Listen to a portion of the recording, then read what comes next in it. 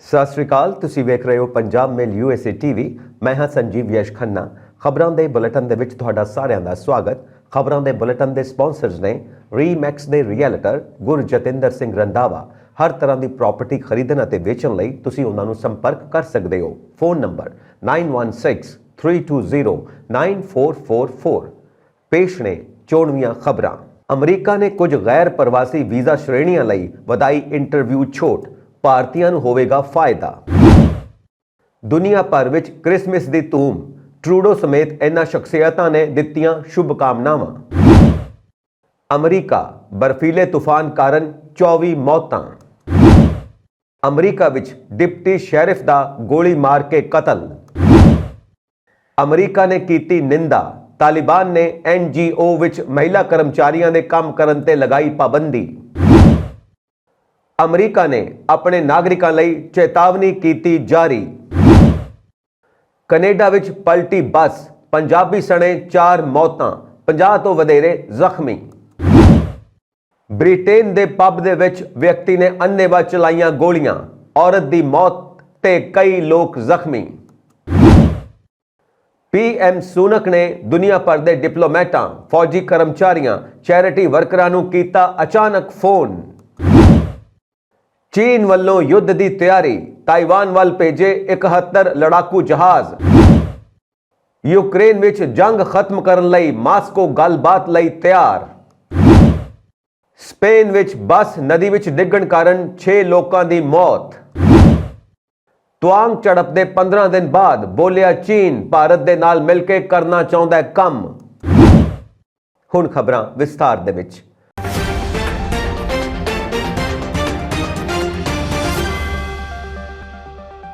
America ਵਿੱਚ ਕੁਝ ਗੈਰ ਪ੍ਰਵਾਸੀ ਵੀਜ਼ਾ ਬਿਨੇਕਾਰਾਂ ਲਈ ਇੰਟਰਵਿਊ ਛੋਟ ਵਧਾ ਦਿੱਤੀ ਗਈ ਹੈ। ਅਮਰੀਕੀ ਵਿਦੇਸ਼ ਵਿਭਾਗ ਨੇ ਇਹ ਵੀ ਐਲਾਨ ਕੀਤਾ ਕਿ ਉਹ ਗੈਰ ਪ੍ਰਵਾਸੀ ਯਾਤਰਾ ਦੀ ਸਹੂਲਤ ਅਤੇ ਵੀਜ਼ਾ ਉਡੀਕ ਸਮੇਂ ਨੂੰ ਘਟਾਉਣ ਲਈ ਵਚਨਬੱਧ ਹੈ। ਇੰਟਰਵਿਊ ਦੀ ਛੋਟ ਦੀ ਸਹੂਲਤ ਗ੍ਰਹਿ ਸੁਰੱਖਿਆ ਵਿਭਾਗ ਦੀ ਸਹਿਮਤੀ ਨਾਲ ਵਧਾਈ ਗਈ। ਹੈਨਵੀ ਘੋਸ਼ਣਾ ਦੇ ਅਨੁਸਾਰ ਅਥਾਰਟੀ ਨੂੰ ਪਿਛਲੇ ਵੀਜ਼ੇ ਦੀ ਮਿਆਦ ਪੁੱਗਣ ਦੇ 48 ਮਹੀਨਿਆਂ ਦੇ ਅੰਦਰ ਉਸੇ ਵਰਗੀਕਰਨ ਵਿੱਚ ਵੀਜ਼ਾ ਰਿਨਿਊ ਕਰਨ ਵਾਲੇ ਬਿਨੇਕਾਰਾਂ ਲਈ ਵਿਅਕਤੀਗਤ ਇੰਟਰਵਿਊ ਨੂੰ ਮੁਆਫ ਕਰਨ ਦੇ ਉਦੇਸ਼ ਨੂੰ ਅਗਲੇ ਨੋਟਿਸ ਤੱਕ ਵਧਾਉਣ ਲਈ ਕਿਹਾ ਗਿਆ ਹੈ। ਇਸ ਫੈਸਲੇ ਨਾਲ ਕਈ ਭਾਰਤੀਆਂ ਸਮੇਤ ਵਿਦੇਸ਼ੀ ਕਾਮਿਆਂ ਨੂੰ ਫਾਇਦਾ ਹੋਵੇਗਾ। ਵਿਦੇਸ਼ ਮੰਤਰਾਲੇ ਨੇ ਕਿਹਾ ਕਿ ਅਸੀਂ ਕੁਝ ਗੈਰ ਪ੍ਰਵਾਸੀ ਵੀਜ਼ਾ ਸ਼੍ਰੇਣੀਆਂ ਲਈ ਇੰਟਰਵਿਊ ਨੂੰ ਮੁਆਫ ਕਰਨ ਦਾ ਸੰਕਲਪ ਲਿਆ ਹੈ। ਵੀਜ਼ਾ ਸ਼੍ਰੇਣੀਆਂ ਵਿੱਚ ਅਸਥਾਈ ਖੇਤੀਬਾੜੀ ਅਤੇ ਗੈਰ ਖੇਤੀ ਕਾਮੇ H2 ਵੀਜ਼ਾ, ਵਿਦਿਆਰਥੀ F ਅਤੇ M ਵੀਜ਼ਾ, ਅਕਾਦਮਿਕ ਐਕਸਚੇਂਜ ਵਿਜ਼ਿਟਰ, ਅਕਾਦਮਿਕ J ਵੀਜ਼ਾ ਅਤੇ ਗੈਰ ਮਨਜ਼ੂਰ ਵਿਅਕਤੀਗਤ ਪਟੀਸ਼ਨਾਂ ਦੇ ਕੁਝ ਲਾਭਪਾਤਰੀ ਸ਼ਾਮਿਲ ਨੇ। ਇੰਟਰਵਿਊ ਮੁਆਫ ਕਰਨ ਵਾਲੇ ਅਧਿਕਾਰੀਆਂ ਨੇ ਕਈ ਦੂਤਘਰਾਂ ਅਤੇ ਕੌਂਸਲੇਟਾਂ ਵਿੱਚ ਵੀਜ਼ਾ ਉਡੀਕ ਸਮੇਂ ਨੂੰ ਵੀ ਘਟਾ ਦਿੱਤਾ ਹੈ। ਹੁਣ ਇੰਟਰਵਿਊ ਦੀ ਲੋੜ ਵਾਲੇ ਹੋਰ ਬਿਨੇਕਾਰਾਂ ਲਈ ਨਿੱਜੀ ਮੁਲਾਕਾਤਾਂ ਬਹੁਤ ਆਸਾਨ ਹੋ ਜਾਣਗੀਆਂ। ਵਿੱਤੀ ਸਾਲ 2022 ਵਿੱਚ ਵਿਦੇਸ਼ ਵਿਭਾਗ ਦੁਆਰਾ ਜਾਰੀ ਕੀਤੇ ਗਏ ਲਗਭਗ 70 ਲੱਖ ਗੈਰ ਪ੍ਰਵਾਸੀ ਵੀਜ਼ਿਆਂ ਵਿੱਚੋਂ ਅੱਧੇ ਨੂੰ ਵਿਅਕਤੀਗਤ ਇੰਟਰਵਿਊ ਤੋਂ ਬਿਨਾਂ ਬਰਕਰਾਰ ਰੱਖਿਆ ਗਿਆ ਹੈ। ਮੰਤਰਾਲੇ ਨੇ ਕਿਹਾ ਕਿ ਮਹਾਮਾਰੀ ਦੇ ਬਾਅਦ ਵੀ ਅਸੀਂ ਦੁਨੀਆ ਭਰ ਵਿੱਚ ਵੀਜ਼ਾ ਉਡੀਕ ਸਮੇਂ ਨੂੰ ਘਟਾ ਰਹੇ ਹਾਂ। ਸਾਡੀ ਕੋਸ਼ਿਸ਼ ਹੈ ਕਿ ਇੰਤਜ਼ਾਰ ਦੀ ਮਿਆਦ ਨੂੰ ਜਲਦੀ ਤੋਂ ਜਲਦੀ ਘਟਾਉਣ ਲਈ ਹਰ ਕੋਸ਼ਿਸ਼ ਕੀਤੀ ਜਾਵੇ। ਇਸ ਵਿੱਚ ਪਹਿਲੀ ਵਾਰ ਟੂਰਿਸਟ ਵੀਜ਼ਾ ਅਰਜ਼ੀ ਵੀ ਸ਼ਾਮਿਲ ਹੈ। ਹਾਲਾਂਕਿ ਸਥਾਨਕ ਸਥਿਤੀਆਂ ਦੇ ਆਧਾਰ ਤੇ ਦੂਤਘਰਾਂ ਅਤੇ ਕੌਂਸਲੇਟਾਂ ਨੂੰ ਆਪਣੇ ਪੱਧਰ ਤੇ ਨਿੱਜੀ ਇੰਟਰਵਿਊ ਦੀ ਲੋੜ ਹੋ ਸਕਦੀ ਹੈ। ਕਈ ਕੋਸ਼ਿਸ਼ਾਂ ਦੇ ਬਾਵਜੂਦ ਅਮਰੀਕਾ ਵਿੱਚ ਵੀਜ਼ਾ ਲਈ ਉਡੀਕ ਦਾ ਸਮਾਂ ਅਜੇ ਤੱਕ ਆਪਣਾ ਟੀਚਾ ਹਾਸਿਲ ਨਹੀਂ ਕਰ ਸਕਿਆ। ਹਾਲਾਂਕਿ ਵਿਦੇਸ਼ ਮੰਤਰਾਲੇ ਨੇ ਇਸ ਸਬੰਧ ਵਿੱਚ ਸਬੰਧਤ ਵਿਭਾਗਾਂ ਨੂੰ ਵੀ ਅਪੀਲ ਕੀਤੀ ਹੈ। ਦੁਨੀਆ ਭਰ ਵਿੱਚ ਕ੍ਰਿਸਮਸ ਦੇ ਤਿਉਹਾਰ ਦੀ ਧੂਮ ਹੈ। ਕ੍ਰਿਸਮਸ ਮੌਕੇ ਭਾਰਤ ਦੇ ਪ੍ਰਧਾਨ ਮੰਤਰੀ ਨਰਿੰਦਰ ਮੋਦੀ ਸਮੇਤ ਅਮਰੀਕਾ ਦੇ ਰਾਸ਼ਟਰਪਤੀ ਜੋ ਬਾਈਡਨ, ਕੈਨੇਡਾ ਦੇ ਪ੍ਰਧਾਨ ਮੰਤਰੀ ਜਸਟਿਨ ਟਰੂਡੋ, ਆਸਟ੍ਰੇਲੀਆ ਦੇ ਪ੍ਰਧਾਨ ਮੰਤਰੀ ਐਂਥਨੀ ਐਲਬਨੀਜ਼ ਅਤੇ ਪੋਪ ਫ੍ਰਾਂਸਿਸ ਆਦਿ ਨੇ ਦੁਨੀਆ ਭਰ ਦੇ ਲੋਕਾਂ ਨੂੰ ਸ਼ੁਭਕਾਮਨਾਵਾਂ ਦਿੱਤੀਆਂ। ਦੇਸ਼ ਵਾਸੀਆਂ ਨੂੰ ਕ੍ਰਿਸਮਸ ਦੀਆਂ ਵਧਾਈਆਂ ਦਿੰਦੇ ਹੋਏ ਭਾਰਤ ਦੇ ਪ੍ਰਧਾਨ ਮੰਤਰੀ ਨਰਿੰਦਰ ਮੋਦੀ ਨੇ ਸਮਾਜ ਵਿੱਚ ਆਨੰਦ ਦੀ ਭਾਵਨਾ ਨੂੰ ਅੱਗੇ ਵਧਾਉਣ ਦੀ ਗੱਲ ਕੀਤੀ। ਉਹਨਾਂ ਨੇ ਟਵੀਟ ਕੀਤਾ ਅਤੇ ਲਿਖਿਆ ਕਿ ਕ੍ਰਿਸਮਸ ਦੀ ਵਧਾਈ। ਇਹ ਵਿਸ਼ੇਸ਼ ਦਿਨ ਸਾਡੇ ਸਮਾਜ ਵਿੱਚ ਸਦਭਾਵਨਾ ਅਤੇ ਆਨੰਦ ਦੀ ਭਾਵਨਾ ਨੂੰ ਅੱਗੇ ਵਧਾਵੇ। ਅਸੀਂ ਪ੍ਰਭੂ ਯੀਸ਼ੂ ਮਸੀਹ ਦੇ ਮਹਾਨ ਵਿਚਾਰਾਂ ਅਤੇ ਸਮਾਜ ਦੀ ਸੇਵਾ ਕਰਨ ਤੇ ਉਹਨਾਂ ਦੇ ਜ਼ੋਰ ਨੂੰ ਯਾਦ ਕਰਦੇ ਹਾਂ। ਅਮਰੀਕਾ ਵਿੱਚ ਬਰਫੀਲੇ ਤੂਫਾਨ ਕਾਰਨ ਘੱਟੋ-ਘੱਟ 24 ਵਿਅਕਤੀਆਂ ਦੀ ਮੌਤ ਹੋ ਗਈ। ਹਜ਼ਾਰਾਂ ਘਰਾਂ ਤੇ ਕਾਰੋਬਾਰੀ ਅਦਾਰਿਆਂ ਦੀ ਬਿਜਲੀ ਗੁੱਲ ਰਹੀ ਅਤੇ ਕ੍ਰਿਸਮਸ ਪੂਰਬਲੀ ਸ਼ਾਮ ਲੱਖਾਂ ਲੋਕਾਂ ਦੇ ਹਨੇਰੇ ਵਿੱਚ ਰਹਿਣ ਦਾ ਖਤਰਾ ਪੈਦਾ ਹੋ ਗਿਆ। ਤੂਫਾਨ ਨੇ ਬਫਲੋ, ਨਿਊਯਾਰਕ ਵਿੱਚ ਜ਼ਿਆਦਾ ਤਬਾਹੀ ਮਚਾਈ ਅਤੇ ਤੂਫਾਨ ਦੇ ਨਾਲ ਹੀ ਠੰਡੀਆਂ ਹਵਾਵਾਂ ਵੀ ਚੱਲੀਆਂ। ਇਸ ਦੌਰਾਨ ਐਮਰਜੈਂਸੀ ਸੇਵਾਵਾਂ ਪ੍ਰਭਾਵਿਤ ਹੋਈਆਂ ਅਤੇ ਸ਼ਹਿਰ ਦਾ ਕੌਮਾਂਤਰੀ ਹਵਾਈ ਅੱਡਾ ਵੀ ਬੰਦ ਕਰ ਦਿੱਤਾ ਗਿਆ। ਅਮਰੀਕਾ ਭਰ ਵਿੱਚ ਅਧਿਕਾਰੀਆਂ ਨੇ ਦੱਸਿਆ ਕਿ ਇਹ ਮੌਤਾਂ ਤੂਫਾਨ ਦੀ ਲਪੇਟ ਵਿੱਚ ਆਉਣ, ਕਾਰ ਹਾਦਸਿਆਂ, ਦਰਖਤ ਡਿੱਗਣ ਅਤੇ ਤੂਫਾਨ ਦੇ ਹੋਰ ਅੰਸਰਾਂ ਕਾਰਨ ਹੋਈਆਂ ਨੇ। ਬਫਲੋ ਖੇਤਰ ਵਿੱਚ ਘੱਟੋ-ਘੱਟ 3 ਵਿਅਕਤੀਆਂ ਦੀ ਮੌਤ ਹੋਈ। ਇਨ੍ਹਾਂ ਵਿੱਚੋਂ 2 ਦੀ ਮੌਤ ਉਹਨਾਂ ਨੂੰ ਘਰਾਂ ਵਿੱਚ ਪੇਸ਼ ਆਈ ਮੈਡੀਕਲ ਐਮਰਜੈਂਸੀ ਕਾਰਨ ਹੋਈ ਅਤੇ ਉਹਨਾਂ ਨੂੰ ਬਚਾਇਆ ਨਹੀਂ ਜਾ ਸਕਿਆ ਕਿਉਂਕਿ ਐਮਰਜੈਂਸੀ ਅਮਲਾ ਅਮਰੀਕਾ ਦੇ ਇਤਿਹਾਸ ਵਿੱਚ ਪਹਿਲੀ ਵਾਰ ਆਏ ਅਜਿਹੇ ਬਰਫੀਲੇ ਤੂਫਾਨ ਕਾਰਨ ਉਹਨਾਂ ਤੱਕ ਮਦਦ ਨਹੀਂ ਪਹੁੰਚਾ ਸਕਿਆ। ਹੱਡ ਚੀਰਵੀਂ ਠੰਡ, ਬਹੁਤ ਘੱਟ ਤਾਪਮਾਨ ਅਤੇ ਬਿਜਲੀ ਨਾ ਹੋਣ ਕਾਰਨ ਬਫਲੋ ਵਾਸੀ ਗਰਮ ਥਾਵਾਂ ਦੀ ਭਾਲ ਵਿੱਚ ਘਰੋਂ ਨਿਕਲਣ ਲਈ ਮਜਬੂਰ ਹੋ ਗਏ। ਨਿਊਯਾਰਕ ਦੇ ਗਵਰਨਰ ਕੈਥੀ ਹੋਚਸ਼ੂਰ ਨੇ ਕਿਹਾ ਕਿ ਬਫਲੋ ਨਿਆਗਰਾ ਕੌਮਾਂਤਰੀ ਹਵਾਈ ਅੱਡਾ ਸੋਮਵਾਰ ਸਵੇਰੇ ਬੰਦ ਰਹੇਗਾ ਅਤੇ ਬਫਲੋ ਵਿੱਚ ਫਾਇਰ ਬ੍ਰਿਗੇਡ ਦਾ ਹਰੇਕ ਟਰੱਕ ਬਰਫ਼ਬਾਰੀ ਵਿੱਚ ਫਸਿਆ ਹੋਇਆ ਹੈ। ਹੋਚਸ਼ੂਰ ਨੇ ਕਿਹਾ, ਭਾਵੇਂ ਸਾਡੇ ਕੋਲ ਕਿੰਨੇ ਵੀ ਐਮਰਜੈਂਸੀ ਵਾਹਨ ਕਿਉਂ ਨਾ ਹੋਣ, ਪਰ ਉਹ ਇਹਨਾਂ ਹਾਲਾਤਾਂ ਤੋਂ ਨਹੀਂ ਨਿਕਲ ਸਕਦੇ। ਬਰਫੀਲੇ ਤੂਫਾਨ, ਮੀਂਹ ਤੇ ਹੱਡ ਚੀਰਵੀਂ ਠੰਡ ਕਾਰਨ ਮੇਨ ਤੋਂ ਲੈ ਕੇ ਸਿਆਟਲ ਤੱਕ ਬਿਜਲੀ ਚਲੀ ਗਈ, ਜਦਕਿ ਇੱਕ ਪ੍ਰਮੁੱਖ ਬਿਜਲੀ ਆਪਰੇਟਰ ਨੇ ਚੇਤਾਵਨੀ ਦਿੱਤੀ ਕਿ ਪੂਰਬੀ ਅਮਰੀਕਾ ਵਿੱਚ 6.5 ਕਰੋੜ ਲੋਕ ਹਨੇਰੇ ਵਿੱਚ ਰਹਿ ਸਕਦੇ ਨੇ। ਪੈਨਸਿਲਵੇਨੀਆ ਸਥਿਤ PJM ਇੰਟਰਕਨੈਕਸ਼ਨ ਨੇ ਕਿਹਾ ਕਿ ਬਿਜਲੀ ਪਲਾਂਟਾਂ ਨੂੰ ਬਰਫੀਲੇ ਮੌਸਮ ਵਿੱਚ ਚਲਾਉਣ ਵਿੱਚ ਦਿੱਕਤਾਂ ਆ ਰਹੀਆਂ ਨੇ ਅਤੇ ਉਸ ਨੇ 13 ਸੂਬਿਆਂ ਦੇ ਵਸਨੀਕਾਂ ਨੂੰ ਘੱਟੋ-ਘੱਟ ਕ੍ਰਿਸਮਸ ਦੀ ਸਵੇਰ ਤੱਕ ਲਈ ਬਿਜਲੀ ਬਚਾਉਣ ਲਈ ਕਿਹਾ ਹੈ। ਨਿਊ ਇੰਗਲੈਂਡ ਖਿੱਤੇ ਵਿੱਚ ਪੈਂਦੇ 6 ਸੂਬਿਆਂ ਵਿੱਚ 2,73,000 ਤੋਂ ਵੱਧ ਖਪਤਕਾਰ ਸ਼ਨੀਚਰਵਾਰ ਨੂੰ ਬਿਨਾਂ ਬਿਜਲੀ ਤੋਂ ਰਹੇ। ਨਾਰਥ ਕੈਲੋਰੀਨਾ ਵਿੱਚ 1,69,000 ਖਪਤਕਾਰਾਂ ਨੂੰ ਬਿਜਲੀ ਤੋਂ ਬਿਨਾਂ ਰਹਿਣਾ ਪਿਆ। ਬਿਜਲੀ ਕੰਪਨੀ ਦੇ ਅਧਿਕਾਰੀਆਂ ਦਾ ਕਹਿਣਾ ਸੀ ਕਿ ਬਿਜਲੀ ਸਪਲਾਈ ਨੂੰ ਠੀਕ ਕਰਨ ਵਿੱਚ ਕੁਝ ਦਿਨ ਲੱਗ ਸਕਦੇ ਨੇ। ਐਰੀ ਕਾਉਂਟੀ ਦੇ ਕਾਰਜਕਾਰੀ ਮਾਰਕ ਪੋਲਨਕਾਰਜ਼ ਨੇ ਕਿਹਾ ਕਿ ਬਫਲੋ ਦੇ ਉਪ ਨਗਰ ਚਿਕਟੋਵਾਗਾ ਵਿੱਚ ਸ਼ੁੱਕਰਵਾਰ ਨੂੰ 2 ਵਿਅਕਤੀਆਂ ਦੀ ਉਹਨਾਂ ਦੇ ਘਰਾਂ ਵਿੱਚ ਮੌਤ ਹੋ ਗਈ ਕਿਉਂਕਿ ਐਮਰਜੈਂਸੀ ਸੇਵਾਵਾਂ ਦੇ ਕਰਮਚਾਰੀ ਉਹਨਾਂ ਨੂੰ ਇਲਾਜ ਮੁਹੱਈਆ ਕਰਵਾਉਣ ਲਈ ਨਹੀਂ ਪਹੁੰਚ ਸਕੇ। ਉਹਨਾਂ ਕਿਹਾ ਕਿ ਇੱਕ ਹੋਰ ਵਿਅਕਤੀ ਦੀ ਬਫਲੋ ਵਿੱਚ ਮੌਤ ਹੋ ਗਈ ਅਤੇ ਇਹ ਬਰਫੀਲਾ ਤੂਫਾਨ ਸਾਡੇ ਇਤਿਹਾਸ ਵਿੱਚ ਸਭ ਤੋਂ ਖਤਰਨਾਕ ਹੋ ਸਕਦਾ ਹੈ। ਹਜ਼ਾਰਾਂ ਘਰਾਂ ਅਤੇ ਕਾਰੋਬਾਰਾਂ ਨੂੰ ਵੀ ਬੱਤੀ ਗੁੱਲ ਹੋਣ ਕਾਰਨ ਮੁਸੀਬਤਾਂ ਦਾ ਸਾਹਮਣਾ ਕਰਨਾ ਪੈ ਸਕਦਾ ਹੈ। ਮੌਤਾਂ ਦੀ ਗਿਣਤੀ ਵਧਣ ਦੀ ਸੰਭਾਵਨਾ ਪ੍ਰਗਟਾਈ ਜਾ ਰਹੀ ਹੈ। ਤੂਫਾਨ ਕਾਰਨ ਲੋਕਾਂ ਨੂੰ ਕ੍ਰਿਸਮਸ ਹਨੇਰੇ ਵਿੱਚ ਮਨਾਉਣ ਦਾ ਖਤਰਾ ਪੈਦਾ ਹੋ ਗਿਆ ਸੀ। ਤੂਫਾਨ ਨੇ ਬਫਲੋ, ਨਿਊਯਾਰਕ ਵਿੱਚ ਕਾਫੀ ਤਬਾਹੀ ਮਚਾਈ ਅਤੇ ਤੂਫਾਨ ਦੇ ਨਾਲ ਬਰਫੀਲੀਆਂ ਹਵਾਵਾਂ ਵੀ ਚੱਲੀਆਂ। ਸ਼ਹਿਰ ਦੇ ਅੰਤਰਰਾਸ਼ਟਰੀ ਹਵਾਈ ਅੱਡੇ ਨੂੰ ਵੀ ਬੰਦ ਕਰ ਦਿੱਤਾ ਗਿਆ। ਸੜਕੀ ਤੇ ਰੇਲ ਆਵਾਜਾਈ ਠੱਪ ਹੋ ਗਈ।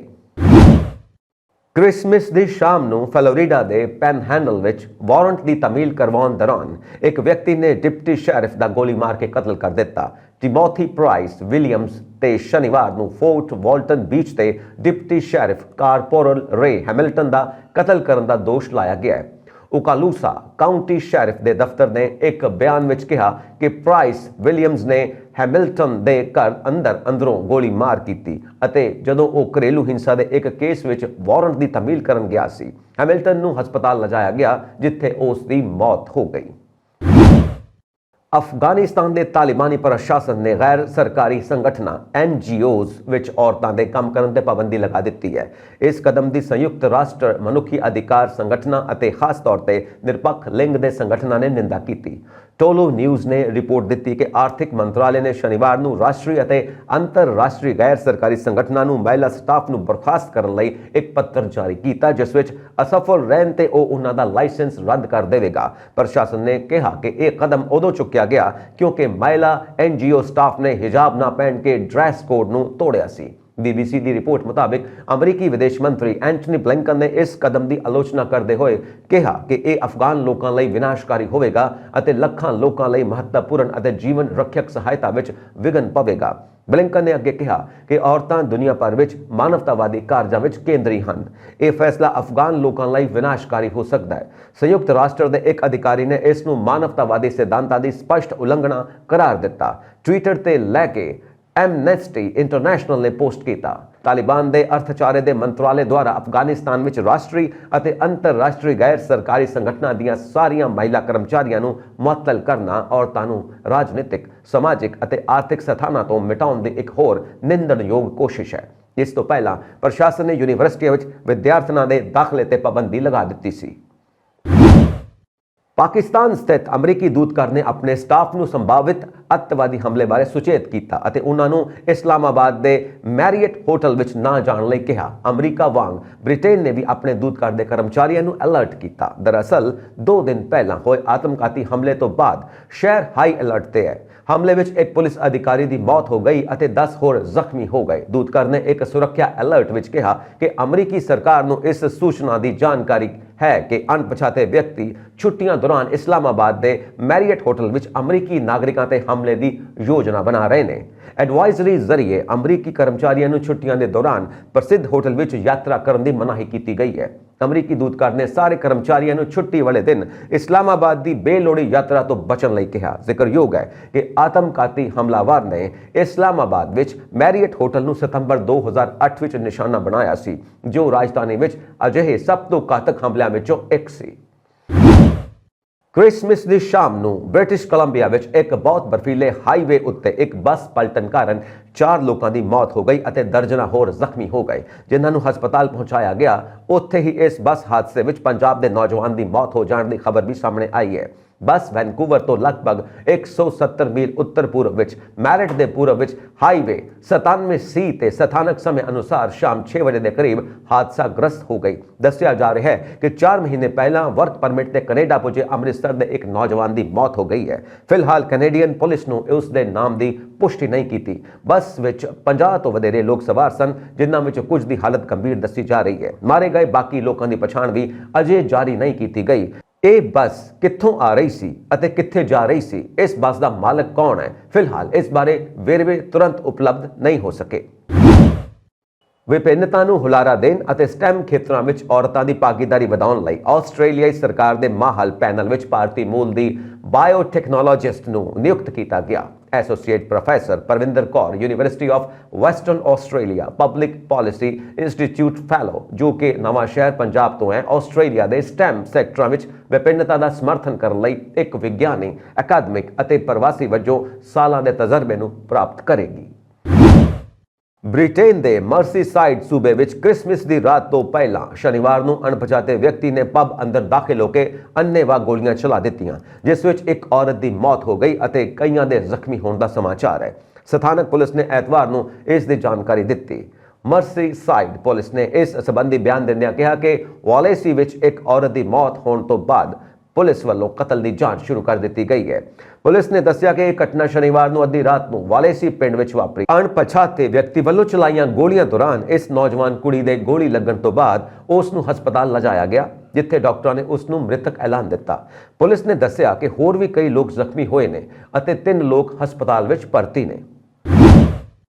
ਬ੍ਰਿਟੇਨ ਦੇ ਪ੍ਰਧਾਨ ਮੰਤਰੀ ਰਿਸ਼ੀ ਸੁਨਕ ਨੇ ਇਸ ਕ੍ਰਿਸਮਸ ਦੇ ਨਿੱਜੀ ਤੌਰ ਤੇ ਕਾਲ ਕਰਕੇ ਦੁਨੀਆ ਭਰ ਦੇ ਡਿਪਲੋਮੈਟਾਂ, ਫੌਜੀ ਕਰਮਚਾਰੀਆਂ, ਚੈਰਿਟੀ ਵਰਕਰਾਂ ਅਤੇ ਹੋਰ ਜਨਤਕ ਸੇਵਕਾਂ ਨੂੰ ਨਾ ਸਿਰਫ ਹੈਰਾਨ ਕਰ ਦਿੱਤਾ, ਸਗੋਂ ਇਸ ਅਸਾਧਾਰਨ ਸਾਲ ਵਿੱਚ ਉਹਨਾਂ ਦੇ ਬਲੀਦਾਨ ਅਤੇ ਸਮਰਪਣ ਲਈ ਉਹਨਾਂ ਦਾ ਧੰਨਵਾਦ ਵੀ ਕੀਤਾ।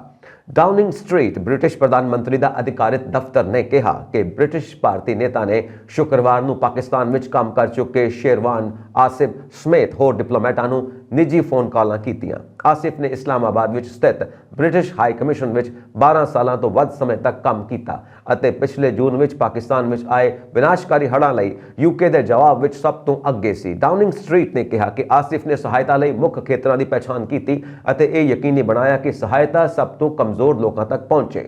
ਸੁਨਕ ਨੇ ਕਿਹਾ, ਭਾਵੇਂ ਤੁਸੀਂ ਇਸ ਕ੍ਰਿਸਮਸ ਵਿੱਚ ਮੋਗਾਦਿਸ਼ੂ ਜਾਂ ਮਿਲਟਨ ਕੀਨਜ਼ ਵਿੱਚ ਕੰਮ ਕਰ ਰਹੇ ਹੋ, ਮੈਂ ਤੁਹਾਨੂੰ ਦੱਸਣਾ ਚਾਹੁੰਦਾ ਕਿ ਮੈਂ ਤੁਹਾਡੀਆਂ ਕੁਰਬਾਨੀਆਂ ਲਈ ਨਿੱਜੀ ਤੌਰ ਤੇ ਧੰਨਵਾਦੀ ਹਾਂ। ਉਹਨਾਂ ਨੇ ਕਿਹਾ ਕਿ ਇਹ ਸਾਲ ਕਈ ਕਾਰਨਾਂ ਕਰਕੇ ਇੱਕ ਅਸਾਧਾਰਨ ਸਾਲ ਰਿਹਾ, ਪਰ ਸਾਡੇ ਵਿੱਚੋਂ ਬਹੁਤਿਆਂ ਲਈ ਇਹ ਇੱਕ ਅਜਿਹਾ ਸਾਲ ਰਿਹਾ ਜਿਸ ਨੇ ਬ੍ਰਿਟੇਨ ਦੀ ਸੱਚੀ ਭਾਵਨਾ ਅਤੇ ਉਦਾਰਤਾ ਨੂੰ ਦਰਸਾਇਆ। ਉਹਨਾਂ ਨੇ ਕਿਹਾ ਕਿ ਬ੍ਰਿਟੇਨ ਦੀ ਉਦਾਰਤਾ ਯੂਕਰੇਨੀ ਦੋਸਤਾਂ ਦੀ ਮਦਦ ਕਰਨ ਤੋਂ ਲੈ ਕੇ ਇਹ ਯਕੀਨੀ ਬਣਾਉਣ ਲਈ ਹੈ ਕਿ ਜ਼ਰੂਰੀ ਸਹਾਇਤਾ ਵਿਦੇਸ਼ਾਂ ਦੇ ਸਭ ਤੋਂ ਕਮਜ਼ੋਰ ਲੋਕਾਂ ਤੱਕ ਪਹੁੰਚ ਸਕੇ। ਸੁਨਕ ਨੇ ਸੋਮਾਲੀਆ ਅਤੇ ਯੂਕਰੇਨ ਵਿੱਚ ਤਾਇਨਾਤ ਡਿਪਲੋਮੈਟਾਂ ਨੂੰ ਵੀ ਟੈਲੀਫੋਨ ਕੀਤਾ, ਜਿਸ ਵਿੱਚ ਸਰ ਫਿਲਿਪ ਬਾਰਟਨ, ਵਿਦੇਸ਼ ਰਾਸ਼ਟਰਮੰਡਲ ਅਤੇ ਵਿਕਾਸ ਦਫ਼ਤਰ FCDO ਦੇ ਸਥਾਈ ਅੰਡਰ ਸਕੱਤਰ ਵੀ ਸ਼ਾਮਿਲ ਨੇ। ਉਸ ਨੇ ਐਂਟਾਰਕਟਿਕਾ ਵਿੱਚ ਮੌਜੂਦ ਬ੍ਰਿਟਿਸ਼ ਰਾਇਲ ਨੇਵੀ ਦੇ ਇੱਕ ਜਹਾਜ਼ ਦੇ ਚਾਲਕ ਦਲ ਦੇ ਮੈਂਬਰਾਂ ਨੂੰ ਵੀ ਟੈਲੀਫੋਨ ਕੀਤਾ। ਸੁਨਕ ਨੇ ਲੰਡਨ ਸਥਿਤ ਸਮਾਰਟ ਪਲੇ, ਇੱਕ ਅਵਾਰਡ ਜੇਤੂ ਸਰਕਾਰੀ ਫੰਡਡ ਮਨੋਰੰਜਨ ਗਤੀਵਿਧੀ ਅਤੇ ਭੋਜਨ ਪ੍ਰੋਗਰਾਮ ਦੇ ਨਿਰਦੇਸ਼ਕ ਕ੍ਰਿਸ ਮਿਸ਼ੇਲ ਨੂੰ ਵੀ ਫੋਨ ਕਾਲ ਨਾਲ ਹੈਰਾਨ ਕਰ ਦਿੱਤਾ। ਸੁਨਕ ਨੇ ਮੋਗਾਦਿਸ਼ੂ ਵਿੱਚ ਤਾਇਨਾਤ ਇੱਕ ਡਿਪਲੋਮੈਟ ਨਿਕ ਗੁਫੋਕ ਨਾਲ ਗੱਲਬਾਤ ਕੀਤੀ। ਉਸ ਤੋਂ ਪਤਾ ਲਗਾਇਆ ਕਿ ਕਿਵੇਂ ਅੱਤਵਾਦੀ ਹਮਲੇ ਦੇ ਖਤਰੇ ਵਿੱਚ ਉੱਥੇ ਤਾਇਨਾਤ ਕਰਮਚਾਰੀ ਕੰਟੇਨਰ ਵਿੱਚ ਰਹਿ ਰਹੇ ਨੇ। ਉਸਨੇ ਸਵਿਤਾ ਯਾਰਕਸਕਾ ਨਾਲ ਵੀ ਗੱਲਬਾਤ ਕੀਤੀ, ਜੋ ਕਿ ਕੀਵ ਅਤੇ ਵਾਰਸਾ ਤੋਂ ਬਾਅਦ ਹੁਣ ਲਵੀਵ ਵਿੱਚ ਬ੍ਰਿਟਿਸ਼ ਦੂਤਾਵਾਸ ਵਿੱਚ ਕੰਮ ਕਰ ਰਹੀ ਹੈ। ਸਵਿਤਾ ਨੇ ਉਸ ਨੂੰ ਦੱਸਿਆ ਕਿ ਹਮਲੇ ਤੋਂ ਬਾਅਦ ਉਸ ਨੂੰ ਕਿਵੇਂ ਪੋਲੈਂਡ ਭੱਜਣਾ ਪਿਆ। ਅੰਤ ਵਿੱਚ ਸੁਨਕ ਨੇ HMS ਪ੍ਰੋਟੈਕਟਰ ਦੇ ਕੁਝ ਚਾਲਕਾਂ ਦਲ ਦੇ ਮੈਂਬਰਾਂ ਨਾਲ ਵੀ ਗੱਲਬਾਤ ਕੀਤੀ, ਜੋ ਇਸ ਸਮੇਂ ਦੱਖਣੀ ਸੈਂਡਵਿਚ ਟਾਪੂਆਂ ਵਿੱਚ ਤਾਇਨਾਤ ਨੇ। ਚੀਨ ਦੀ ਫੌਜ ਨੇ 24 ਘੰਟੇ ਦੇ ਤਾਕਤ ਦੇ ਪ੍ਰਦਰਸ਼ਨ ਵਿੱਚ ਤਾਈਵਾਨ ਵੱਲ 71 ਲੜਾਕੂ ਜਹਾਜ਼ ਅਤੇ 7 ਸਮੁੰਦਰੀ ਜਹਾਜ਼ ਭੇਜੇ ਨੇ। ਤਾਈਵਾਨ ਦੇ ਰੱਖਿਆ ਮੰਤਰਾਲੇ ਨੇ ਸੋਮਵਾਰ ਨੂੰ ਇਹ ਜਾਣਕਾਰੀ ਦਿੱਤੀ। ਚੀਨ ਨੇ ਸ਼ਨੀਵਾਰ ਨੂੰ ਤਾਈਵਾਨ ਨਾਲ ਸੰਬੰਧਿਤ ਅਮਰੀਕੀ ਸਾਲਾਨਾ ਰੱਖਿਆ ਖਰਚ ਬਿੱਲ ਪਾਸ ਕੀਤੇ ਜਾਣ ਤੋਂ ਬਾਅਦ ਇਹ ਕਾਰਵਾਈ ਕੀਤੀ। ਸ਼ਨੀਵਾਰ ਨੂੰ ਇੱਕ ਬਿਆਨ ਵਿੱਚ ਚੀਨ ਦੇ ਵਿਦੇਸ਼ ਮੰਤਰਾਲੇ ਨੇ ਇਸ ਨੂੰ ਗੰਭੀਰ ਸਿਆਸੀ ਉਕਸਾਹਟ ਕਰਾਰ ਦਿੱਤਾ ਅਤੇ ਕਿਹਾ ਕਿ ਇਹ ਚੀਨ ਦੇ ਅੰਦਰੂਨੀ ਮਾਮਲਿਆਂ ਵਿੱਚ ਖੁੱਲ੍ਹੀ ਦਖਲ ਅੰਦਾਜ਼ੀ ਹੈ। ਉੱਥੇ ਤਾਈਵਾਨ ਨੇ ਬਿੱਲ ਦਾ ਸਵਾਗਤ ਕਰਦੇ ਹੋਏ ਕਿਹਾ ਕਿ ਇਹ ਸਵੈ ਸ਼ਾਸਨ ਵਾਲੇ ਟਾਪੂ ਲਈ ਅਮਰੀਕਾ ਦੇ ਸਮਰਥਨ ਨੂੰ ਦਰਸਾਉਂਦਾ ਹੈ। ਤਾਈਵਾਨ ਦੇ ਰਾਸ਼ਟਰੀ ਰੱਖਿਆ ਮੰਤਰਾਲੇ ਦੇ ਅਨੁਸਾਰ 47 ਚੀਨੀ ਜਹਾਜ਼ ਐਤਵਾਰ ਸਵੇਰੇ 6 ਵਜੇ ਤੋਂ ਸੋਮਵਾਰ 6 ਵਜੇ ਤੱਕ ਵਿਚਕਾਰ ਤਾਈਵਾਨ ਜਲਦ ਮਰੂ ਖੇਤਰ ਤੋਂ ਲੰਘੇ। ਇਹ ਇੱਕ ਗੈਰ ਰਸਮੀ ਸੀਮਾ ਹੈ ਜੋ ਦੋਵਾਂ ਪਾਸਿਆਂ ਦੁਆਰਾ ਸਪਸ਼ਟ ਤੌਰ ਤੇ ਸਵੀਕਾਰ ਕੀਤੀ ਜਾਂਦੀ ਹੈ। ਚੀਨ ਵੱਲੋਂ ਤਾਈਵਾਨ ਨੂੰ ਭੇਜੇ ਗਏ ਜਹਾਜ਼ਾਂ ਵਿੱਚ 18J-16 ਲੜਾਕੂ ਜਹਾਜ਼, 11J-1 ਲੜਾਕੂ ਜਹਾਜ਼, 6 Su-30 ਲੜਾਕੂ ਜਹਾਜ਼ ਅਤੇ ਡਰੋਨ ਸ਼ਾਮਿਲ ਨੇ। ਤਾਈਵਾਨ ਨੇ ਕਿਹਾ ਕਿ ਉਹ ਆਪਣੀ ਜ਼ਮੀਨ ਆਧਾਰਿਤ ਮਿਜ਼ਾਈਲਾਂ ਪ੍ਰਣਾਲੀਆਂ ਦੇ ਨਾਲ-ਨਾਲ ਆਪਣੇ ਜਲ ਸੈਨਾ ਦੇ ਜਹਾਜ਼ ਰਾਹੀਂ ਚੀਨੀ ਕਾਰਵਾਈਆਂ ਦੀ ਨਿਗਰਾਨੀ ਕਰ ਰਿਹਾ ਹੈ। ਚੀਨ ਦੀ ਪੀਪਲਜ਼ ਲਿਬਰੇਸ਼ਨ ਆਰਮੀ PLA ਦੀ ਪੂਰਬੀ ਥੀਏਟਰ ਕਮਾਂਡ ਦੇ ਬੁਲਾਰੇ CU ਨੇ ਐਤਵਾਰ ਨੂੰ ਇੱਕ ਬਿਆਨ ਵਿੱਚ ਕਿਹਾ ਕਿ ਇਹ ਅਮਰੀਕਾ ਤਾਈਵਾਨ ਦੀ ਭੜਕਾਹਟ ਦਾ ਜਵਾਬ ਹੈ। ਉਹਨਾਂ ਨੇ ਕਿਹਾ ਕਿ PLA ਤਾਈਵਾਨ ਦੇ ਆਲੇ ਦੁਆਲੇ ਦੇ ਜਲ ਖੇਤਰ ਵਿੱਚ ਸੰਯੁਕਤ ਗਸ਼ਤ ਅਤੇ ਸੰਯੁਕਤ ਅਭਿਆਸ ਕਰ ਰਿਹਾ ਹੈ। ਸ਼ੀ ਅਮਰੀਕੀ ਰੱਖਿਆ ਖਰਚ ਬਿੱਲ ਦਾ ਜ਼ਿਕਰ ਕਰਦੇ ਨੇ, ਜਿਸ ਨੂੰ ਚੀਨ ਨੇ ਰਣਨੀਤਿਕ ਚੁਣੌਤੀ ਦੱਸਿਆ ਹੈ। ਅਮਰੀਕੀ ਰਾਸ਼ਟਰਪਤੀ ਜੋ ਬਾਈਡਨ ਨੇ ਸ਼ੁੱਕਰਵਾਰ ਨੂੰ $858 ਅਰਬ ਦੇ ਰੱਖਿਆ ਬਿੱਲ ਤੇ ਦਸਤਖਤ ਕਰਕੇ ਇਸ ਨੂੰ ਕਾਨੂੰਨ ਦਾ ਰੂਪ ਦਿੱਤਾ। ਇਸ ਵਿੱਚ ਬਾਈਡਨ ਨੇ ਮਹਿੰਗਾਈ ਦੇ ਪ੍ਰਭਾਵਾਂ ਨੂੰ ਘਟਾਉਣ ਅਤੇ ਚੀਨ ਅਤੇ ਰੂਸ ਵਿਰੁੱਧ ਦੇਸ਼ ਦੀ ਫੌਜੀ ਮੁਕਾਬਲੇਬਾਜ਼ੀ ਨੂੰ ਵਧਾਉਣ ਦਾ ਵਾਅਦਾ ਕੀਤੇ ਸੰਸਦ ਮੈਂਬਰਾਂ ਨਾਲੋਂ $45 ਬਿਲੀਅਨ ਵੱਧ ਸ਼ਾਮਿਲ ਨੇ। ਰਾਸ਼ਟਰਪਤੀ ਵਲਾਦੀਮੀਰ ਪੁਤਿਨ ਨੇ ਦਾਅਵਾ ਕੀਤਾ ਕਿ ਯੂਕਰੇਨ ਵਿੱਚ ਜੰਗ ਖਤਮ ਕਰਨ ਲਈ ਰੂਸ ਗੱਲਬਾਤ ਨੂੰ ਤਿਆਰ ਹੈ। ਇਹ ਬਿਆਨ ਅਜਿਹੇ ਸਮੇਂ ਆਇਆ ਜਦੋਂ ਰੂਸ ਵੱਲੋਂ ਯੂਕਰੇਨ ਤੇ ਨਵੇਂ ਹਮਲੇ ਕੀਤੇ ਜਾ ਰਹੇ ਨੇ। ਰੂਸੀ ਰਾਸ਼ਟਰਪਤੀ ਨੇ ਐਤਵਾਰ ਨੂੰ ਇੱਕ ਰੂਸੀ ਟੀਵੀ ਚੈਨਲ ਨੂੰ ਦਿੱਤੇ ਇੰਟਰਵਿਊ ਵਿੱਚ ਕਿਹਾ, ਅਸੀਂ ਯੂਕਰੇਨ ਫੌਜੀ ਕਾਰਵਾਈ ਦੇ ਸਬੰਧ ਵਿੱਚ ਉਹਨਾਂ ਸਾਰਿਆਂ ਨਾਲ ਗੱਲਬਾਤ ਕਰਨ ਲਈ ਤਿਆਰ ਹਾਂ ਜੋ ਇੱਕ ਸਵੀਕਾਰਯੋਗ ਹੱਲ ਚਾਹੁੰਦੇ ਨੇ, ਪਰ ਹੁਣ ਸਭ ਕੁਝ ਉਹਨਾਂ ਤੇ ਨਿਰਭਰ ਹੈ। ਅਸੀਂ ਨਹੀਂ, ਉਹ ਸਮਝੌਤੇ ਤੋਂ ਇਨਕਾਰ ਕਰ ਰਹੇ ਨੇ। ਉਹਨਾਂ ਕਿਹਾ ਕਿ ਅਸੀਂ ਆਪਣੇ ਰਾਸ਼ਟਰੀ ਅਤੇ ਨਾਗਰਿਕਾਂ ਦੇ ਹਿੱਤਾਂ ਦੀ ਰਾਖੀ ਵਿੱਚ ਲੱਗੇ ਹਾਂ। ਯੂਕਰੇਨ ਦੇ ਸਥਾਨਕ ਅਧਿਕਾਰੀਆਂ ਨੇ ਕਿਹਾ ਕਿ ਪੁਤਿਨ ਦੀ ਟਿੱਪਣੀ ਦੇਸ਼ ਤੇ ਲਗਾਤਾਰ ਹਮਲਿਆਂ ਦੌਰਾਨ ਆਈ ਹੈ। ਐਤਵਾਰ ਨੂੰ ਦੇਸ਼ ਭਰ ਵਿੱਚ 2 ਵਾਰ ਹਵਾਈ ਹਮਲੇ ਦੀਆਂ ਚੇਤਾਵਨੀਆਂ ਜਾਰੀ ਕੀਤੀਆਂ ਗਈਆਂ ਨੇ ਅਤੇ ਦੁਪਹਿਰ ਨੂੰ 3 ਮਿਜ਼ਾਈਲਾਂ ਨੇ ਅੰਸ਼ਕ ਤੌਰ ਤੇ ਕਬਜ਼ੇ ਵਾਲੇ ਡੋਨੇਟਸਕ ਖੇਤਰ ਵਿੱਚ ਕ੍ਰਾਮਟੋਰਸਕ ਸ਼ਹਿਰ ਨੂੰ ਨਿਸ਼ਾਨਾ ਬਣਾਇਆ। ਸਪੇਨ ਵਿੱਚ ਕ੍ਰਿਸਮਸ ਦੀ ਸ਼ਾਮ ਨੂੰ ਇੱਕ ਬੱਸ ਦੇ ਪੁਲ ਤੋਂ ਫਿਸਲ ਕੇ ਨਦੀ ਵਿੱਚ ਡਿੱਗਣ ਕਾਰਨ 6 ਯਾਤਰੀਆਂ ਦੀ ਮੌਤ ਹੋ ਗਈ ਅਤੇ ਡਰਾਈਵਰ ਸਮੇਤ ਇੱਕ ਹੋਰ ਯਾਤਰੀ ਜ਼ਖਮੀ ਹੋ ਗਿਆ। ਅਧਿਕਾਰੀਆਂ ਨੇ ਇਹ ਜਾਣਕਾਰੀ ਦਿੱਤੀ। ਪੁਲ ਤੋਂ ਕਰੀਬ 30 ਮੀਟਰ ਹੇਠਾਂ ਲੇਰੇਜ਼ ਨਦੀ ਵਿੱਚ ਡੁੱਬੇ ਵਾਹਨ ਦੀ ਸਿਰਫ ਛੱਤ ਹੀ ਦਿਖਾਈ ਦੇ ਰਹੀ ਹੈ। ਇੱਕ ਹੋਰ ਵਾਹਨ ਚਾਲਕ ਨੇ ਪੁਲ ਦੀ ਟੁੱਟੀ ਰੇਲਿੰਗ ਨੂੰ ਦੇਖਣ ਤੋਂ ਬਾਅਦ ਐਮਰਜੈਂਸੀ ਸੇਵਾਵਾਂ ਨੂੰ ਸੂਚਿਤ ਕੀਤਾ। ਸਪੈਨਿਸ਼ ਗਾਰਡੀਆ ਸਿਵਲ ਮੁਤਾਬਿਕ ਬੱਸ ਵਿੱਚ ਕੁੱਲ 8 ਲੋਕ ਸਵਾਰ ਸਨ। ਸ਼ਨੀਵਾਰ ਰਾਤ ਨੂੰ ਹੀ 2 ਜ਼ਖਮੀਆਂ ਨੂੰ ਬਚਾ ਲਿਆ ਗਿਆ ਸੀ, ਉਹ ਹਸਪਤਾਲ ਵਿੱਚ ਦਾਖਲ ਨੇ। ਐਤਵਾਰ ਨੂੰ ਬੱਸ ਵਿੱਚੋਂ 6 ਲੋਕਾਂ ਦੀਆਂ ਲਾਸ਼ਾਂ ਕੱਢੀਆਂ ਗਈਆਂ। ਖੇਤਰੀ ਪ੍ਰਧਾਨ ਅਲਫੋਂਸੋ ਰੋਏਡਾ ਨੇ ਕਿਹਾ ਕਿ ਇਹ ਹਾਦਸਾ ਸ਼ਾਇਦ ਖਰਾਬ ਮੌਸਮ ਕਾਰਨ ਵਾਪਰਿਆ ਹੈ। ਚੀਨ ਦੇ ਵਿਦੇਸ਼ ਮੰਤਰੀ ਵਾਂਗ ਯੀ ਨੇ ਐਤਵਾਰ ਨੂੰ ਯੂਕਰੇਨ ਖਿਲਾਫ ਰੂਸ ਦੀ ਜੰਗ ਤੇ ਆਪਣੇ ਦੇਸ਼ ਦੇ ਰੁਖ ਦਾ ਬਚਾਅ ਕੀਤਾ। ਉਹਨਾਂ ਸੰਕੇਤ ਦਿੱਤਾ ਕਿ ਆਉਣ ਵਾਲੇ ਸਾਲ ਵਿੱਚ ਮਾਸਕੋ ਨਾਲ ਬੀਜਿੰਗ ਦੇ ਦੁਵੱਲੇ ਸਬੰਧ ਹੋਰ ਡੂੰਘੇ ਹੋਣਗੇ। ਵੀਡੀਓ ਕਾਨਫਰੰਸਿੰਗ ਰਾਹੀਂ ਬੀਜਿੰਗ ਵਿੱਚ ਇੱਕ ਸੰਮੇਲਨ ਵਿੱਚ ਹਿੱਸਾ ਲੈਣ ਵਾਲੇ ਵਾਂਗ ਨੇ ਦੁਨੀਆ ਦੀਆਂ 2 ਸਭ ਤੋਂ ਵੱਡੀਆਂ ਅਰਥ ਵਿਵਸਥਾਵਾਂ ਅਮਰੀਕਾ ਅਤੇ ਚੀਨ ਵਿਚਾਲੇ ਵਿਗੜ ਰਹੇ ਸਬੰਧਾਂ ਲਈ ਅਮਰੀਕਾ ਤੇ ਦੋਸ਼ ਲਗਾਇਆ। ਉਸਨੇ ਕਿਹਾ ਕਿ ਚੀਨ ਅਮਰੀਕਾ ਦੀ ਨੁਕਸਦਾਰ ਚੀਨ ਨੀਤੀ ਨੂੰ ਮਜ਼ਬੂਤੀ ਨਾਲ ਰੱਦ ਕਰਦਾ ਹੈ। ਉਸਨੇ ਅਮਰੀਕਾ ਤੇ ਧੱਕੇਸ਼ਾਹੀ ਦਾ ਦੋਸ਼ ਲਾਇਆ। ਚੀਨ ਵੱਲੋਂ ਯੂਕਰੇਨ ਤੇ ਹਮਲੇ ਦੀ ਨਿੰਦਾ ਕਰਨ ਅਤੇ ਰੂਸ ਤੇ ਪਾਬੰਦੀਆਂ ਲਗਾਉਣ ਵਿੱਚ ਦੂਜੇ ਦੇਸ਼ਾਂ ਦਾ ਸਾਥ ਦੇਣ ਤੋਂ ਇਨਕਾਰ ਕਰਨ ਤੋਂ ਬਾਅਦ ਪੱਛਮ ਨਾਲ ਬੀਜਿੰਗ ਦੇ ਸਬੰਧ ਹੋਰ ਤਣਾਅਪੂਰਨ ਹੋ ਗਏ ਨੇ। ਵੈਂਗ ਨੇ ਕਿਹਾ ਕਿ ਚੀਨ ਰੂਸ ਨਾਲ ਆਪਸੀ ਭਰੋਸੇ ਤੇ ਆਧਾਰਿਤ ਰਣਨੀਤਿਕ ਅਤੇ ਲਾਭਕਾਰੀ ਸਹਿਯੋਗ ਨੂੰ ਹੋਰ ਡੂੰਘਾ ਕਰੇਗਾ। ਇੱਕ ਅਧਿਕਾਰਿਤ ਤੌਰ ਤੇ ਜਾਰੀ ਕੀਤੇ ਗਏ ਭਾਸ਼ਣ ਦੇ ਅਨੁਸਾਰ ਅਸੀਂ ਯੂਕਰੇਨ ਸੰਕਟ ਦੇ ਸਬੰਧ ਵਿੱਚ ਨਿਰਪੱਖਤਾ ਦੇ ਬੁਨਿਆਦੀ ਸਿਧਾਂਤਾਂ ਦਾ ਪਾਲਣ ਕੀਤਾ ਹੈ। ਅਸੀਂ ਆਪਣੇ ਸਿਧਾਂਤਾਂ ਨੂੰ ਬਰਕਰਾਰ ਰੱਖਿਆ ਹੈ ਅਤੇ ਨਾ ਹੀ ਕੋਈ ਪੱਖ ਲਿਆ ਹੈ ਅਤੇ ਨਾ ਹੀ ਅਸੀਂ ਸਥਿਤੀ ਦਾ ਫਾਇਦਾ ਉਠਾਉਣ ਦੀ ਕੋਸ਼ਿਸ਼ ਕੀਤੀ ਹੈ। ਤੁਆਂਗ ਵਿੱਚ ਝੜਪ ਦੇ 15 ਦਿਨਾਂ ਬਾਅਦ ਦੋਗੱਲੇ ਚੀਨ ਦਾ ਭਾਰਤ ਨੂੰ ਲੈ ਕੇ ਵੱਡਾ ਬਿਆਨ ਆਇਆ ਹੈ। ਮਿਲ ਕੇ ਕੰਮ ਕਰਨਾ ਚਾਹੁੰਦਾ ਹੈ। ਐਤਵਾਰ ਨੂੰ ਮੀਡੀਆ ਨਾਲ ਗੱਲਬਾਤ ਕਰਦਿਆਂ ਚੀਨੀ ਵਿਦੇਸ਼ ਮੰਤਰੀ ਨੇ ਕਿਹਾ ਕਿ ਭਾਰਤ ਅਤੇ ਚੀਨ ਕੂਟਨੀਤਿਕ ਅਤੇ ਫੌਜੀ ਚੈਨਲਾਂ ਰਾਹੀਂ ਗੱਲਬਾਤ ਜਾਰੀ ਰੱਖ ਰਹੇ ਨੇ।